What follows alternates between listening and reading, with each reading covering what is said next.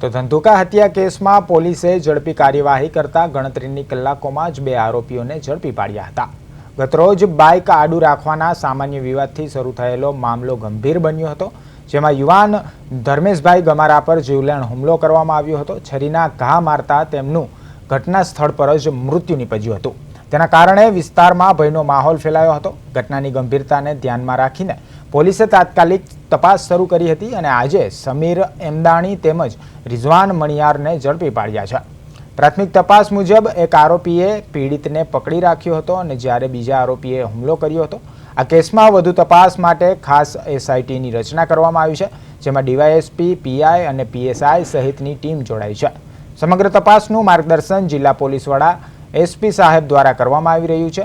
આરોપીઓના remand માટે કાર્યવાહી હાથ ધરાઈ છે અને તેમનો ગુનાહિત ઇતિહાસ પણ તપાસવામાં આવી રહ્યો છે।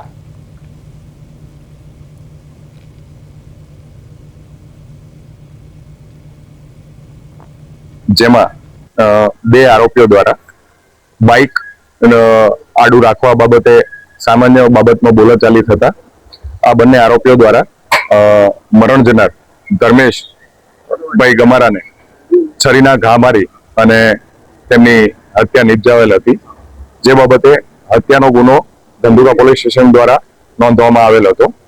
આજરોજ આ બંને આરોપીઓ સમીર મોહમ્મદભાઈ એમદાણી તેમજ રિઝવાન નિઝામભાઈ મણિયાર આ બંને આરોપીઓને અમદાવાદ રૂરલ પોલીસ દ્વારા હસ્તગત કરવામાં આવેલ છે, તેમજ આ લોકોની આગળની એરેસ્ટ કરી અને આગળની કાયદેસરની કાર્યવાહી તેમજ રિમાન્ડ લેવાની પ્રક્રિયા હાથ ધરવામાં આવનાર છે।